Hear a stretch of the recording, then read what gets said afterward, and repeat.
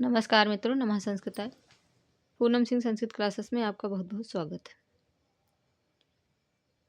तो हमने देखा था अभी तक अग्नि के बारे में, ठीक है।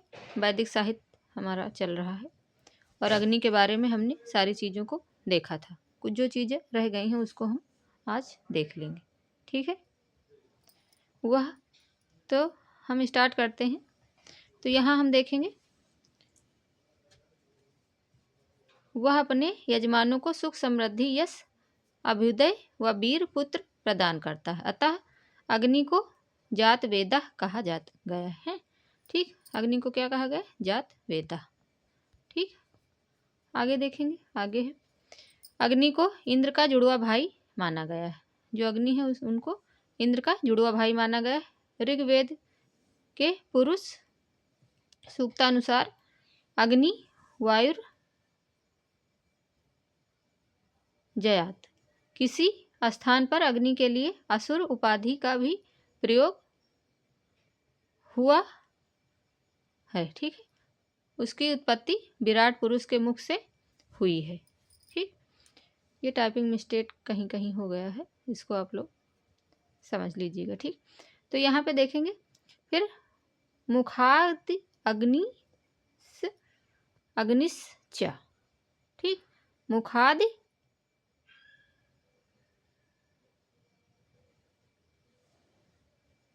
प्राणाद है, ठीक। ये देखिए, ठीक। इसका अर्थ है असु या प्राण शक्ति देने वाला, ठीक। तो ये चीज़ें अग्नि के लिए हो गई। अब आगे देखेंगे, हम आगे सवित्र के बारे में देखेंगे, ठीक। सवित्र जो देवता हैं हमारे इसमें सिलेबस में, वो हम देखेंगे, क्योंकि ये सारी चीज़ें बहुत ही इम्पॉर्टेंट हैं, ठीक। छोटी छोटी चीज़ों से क्वेश्चन बन रहे हैं, तो इसलिए थोड़ी थोड़ी चीज़ों को हम देखते चलेंगे और बेहतर तैयारी करते चलेंगे, ठीक है। तो आप लोग बढ़िया से देखिए और पूरा देखिए, पूरा देखने से ही लाभ मिलेगा। और डेली क्लास में जुड़ते रहिए ताकि सारी चीज़ें आपको अच्छे से याद हो जाएं, ठीक है। एक बार देख लीजिए, 2 बार देख लीजिए, तो अच्छे से चीज़ें आपको आपकी हो जाएंगी, ठीक है। आगे देखेंगे सवित्र के बारे में। तो सवित्र के बारे में क्या है देख लेंगे। तो यहाँ पे है सवित्र ध्रुव स्थानीय देवता है। जो सवित्र है ये हमारा ध्रुव स्थानीय देवता है, क्योंकि कभी कभी कौन सा किस स्थान का देवता है ये भी पूछा गया है, ठीक है। तो यहाँ से आप लोग देख लीजिए। और ये हिंदी में इसलिए करवा रहे हैं ताकि आप लोग अच्छे से समझ पाएँ। और बाकी जो संस्कृत में वहाँ पे क्वेश्चन पूछे जाते हैं उसके लिए आप लोग जो पिछले पेपर हैं उनको कम से कम 4-5 ईयर के पिछले पेपर जितने हैं उनको आप लोग अच्छे से देखिए, ठीक है। और या फिर कमेंट करिए, तो यहाँ पे भी हम करवाने का प्रयास करेंगे, ठीक है। अगर आप कमेंट बॉक्स में लिख के बताते हैं कि पिछले पेपरों को भी अच्छे से यहाँ पे एनालिसिस करें, तो उसको भी करवा देंगे, ठीक है। उसकी टेंशन आप लोग नहीं लीजिए, सिर्फ आप लोग पढ़ाई पे फोकस करते रहिए। करवा तो दिया ही जाएगा, मान लो करवा हम देंगे या कहीं से भी आप पढ़िए, पढ़ना तो आपको पड़ेगा ही, ठीक है। तभी चीज़ें आपको अच्छे से आएंगी, ठीक। आगे देखेंगे, आगे है तो सवित्र ध्रुव स्थानीय देवता है। ऋग्वेद के 11 सूक्तों में इनका गुणगान किया गया है। ये सिर्फ 11 सूक्त हैं इनके, ठीक। उसी में इनका गुणगान किया गया है, ठीक। आगे देखेंगे सवित्र का स्वरूप मुख्य रूप से आलोकमय तथा स्वर्णिम है, ठीक। जो इनका स्वरूप है कैसा है? आलोक स्वर्णिम है। इनके एवं स्वर्ण जीव की संज्ञा दी गई है। किसी स्थान पर इन्हें लौह जबड़ों वाला भी कहा गया है। इनके केस पीले तथा सुनहरे हैं। इनका वाहन रथ स्वर्ण के आभा वाला है, ठीक। जो इनका रथ है वो स्वर्ण की आभा वाला है, ठीक, ऐसा कहा गया है। और रथ के घरे सोने की तरह चमकीले हैं। रथ को 2 या अधिक लाल घोड़े खींचते हैं, ठीक। जो लाल घोड़े हैं उसको रथ को खींचते हैं। इस तरह इस पर बैठकर ये संपूर्ण विश्व का भ्रमण करते हैं। जो सभी देवता हैं उनके बारे में ये सब चीज़ें कही गई हैं, ठीक। आगे देखेंगे इन्हें कभी कभी असुर प्राण शक्ति संपन्न नाम से भी पुकारा जाता है। सवित्र दिन प्रातःकाल एवं रात सायंकाल, ठीक, दोनों का स्वामी है। ये प्रातःकाल और सायंकाल, रात और दिन दोनों के स्वामी कहे जाते हैं सवित देव। ठीक, आगे है, वह स्वर्ण रूपी भुजाओं को आकाश में व्याप्त करता हुआ उदित होता है।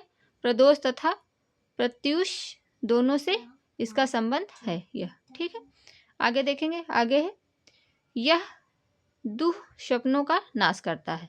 ठीक है, और दुर्भाग्य को दूर करता है। यह यजमानों की रक्षा करता है, मनुष्यों को पाप से रहित रखता है तथा राक्षसों का संहार करता है। एवं जल और वायु इसके आश्रित हैं। जल और वायु किसके आश्रित हैं? तो सवित देव के। ठीक, अन्य देवता भी इसी की आज्ञा का पालन करते हैं। ठीक, ये सब चीजें इनके गुणगान में सवित देवता के कहा गया है। ठीक, आगे देखेंगे। आगे है, सवित उदित होते हुए सूर्य की शक्ति का प्रतिरूप है। ठीक, सवित का प्रत्येक कार्य प्रसव से संबंध है। ठीक, अतः प्रसवित, असुवत, वशे, सवित्सत आदि क्रियाएं मुख्य रूपेण सवित के लिए प्रयुक्त की गई हैं। ठीक, पवित्र गायत्री मंत्र का संबंध सवित्र से ही माना जाता है। यथा ओम भूर भुवस्सुः जो हमारा मंत्र है गायत्री मंत्र, उसको तत्सवितुर्वरेण्यं भार्गो देवस्य धीमहि धियो यो न प्रचोदयात्, ये ऋग्वेद के यहाँ से यानी कि ऋग्वेद से ये है। ठीक, ऋग्वेद से ये जो मंत्र है ये है। ठीक, कभी कभी ऐसा क्वेश्चन पूछा जा सकता है कि ये कहाँ से है, कौन से वेद से है। ठीक है, तो ये चीज़ें आप लोग देखिएगा। ठीक, तो आगे फिर आगे क्या है हमारा, विष्णुदेव के बारे में देखेंगे।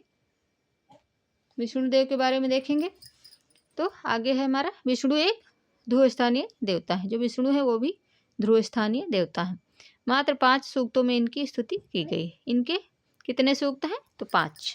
ये चीज़ आप लोग अच्छे से ध्यान रखना। ठीक, इनके 5 सूक्तों में इनकी स्तुति की गई, परंतु महत्ता की दृष्टि से इन्हें उच्च पद प्राप्त है।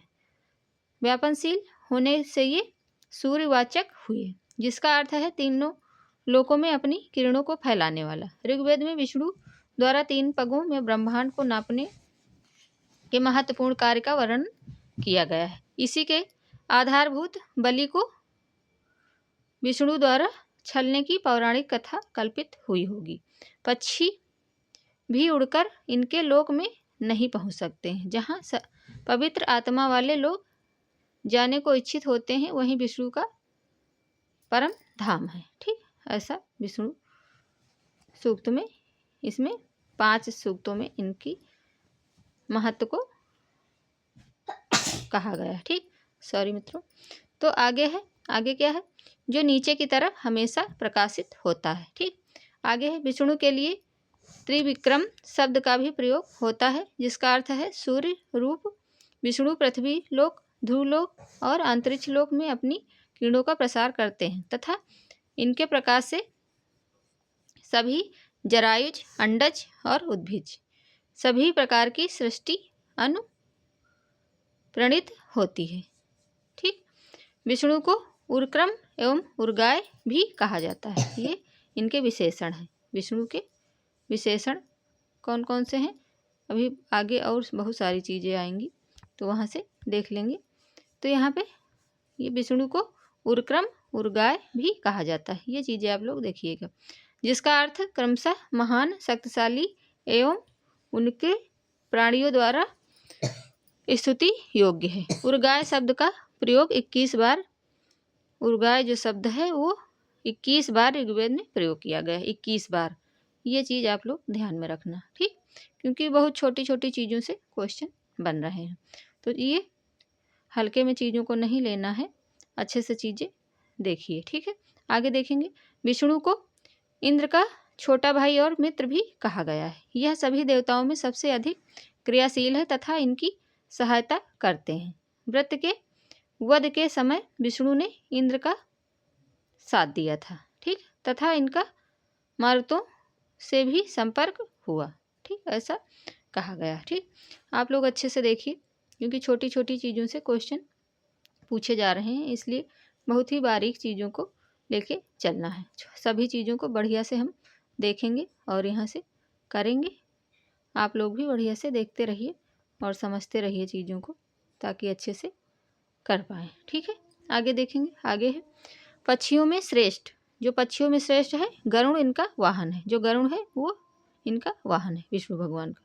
ठीक है, विष्णु के चरित्र की सबसे बड़ी विशेषता यह है कि ये गर्भ के रक्षक हैं। ठीक, गर्भाधान के निमित्त अन्य देवता के साथ इनकी भी स्तुति की जाती है। ठीक, ये परोपकारी, प्रचुर धन का दान करने वाले, उदार, सबके रक्षक तथा विश्व का भरण पोषण करने वाले हैं। विष्णु को परम पद का भी अधिष्ठाता कहा गया है। इनको परम पद उच्च लोक है, जहाँ मधु का सरोवर है और बड़े सींगों वाली चंचल गाय रहती हैं। पुराणों के अनुसार विष्णु लोक को गौलोक भी कहा गया है। ठीक, विष्णु लोक को क्या कहा गया? गौलोक भी कहा गया है। ये चीज़ें आप लोग अच्छे से बेहतर चीज़ों को देखिए और समझिए, ताकि और अभी से ही थोड़ी थोड़ी चीज़ों को करके अच्छे से देखेंगे और समझेंगे। एक दो बार देखेंगे तो चीज़ें आप लोगों को बढ़िया से आगे के लिए तैयार हो जाएंगी। ठीक है, तो बढ़िया से करते रहिए और देखते रहिए। छोटी छोटी क्लासों को अभी सुबह शाम सारी क्लासें आती रहेंगी, फटाफट आप लोग उसको देखते रहिए और अपना भी अपने पास से भी जो भी आपके पास है सामग्री, उससे भी पढ़ते रहिए। ठीक है, तो आज यहीं तक देखेंगे। आगे की चीज़ों को हम आगे की क्लास में देखेंगे। ठीक है, तो मित्रों, नमः संस्कृताय। धन्यवाद। राधे राधे।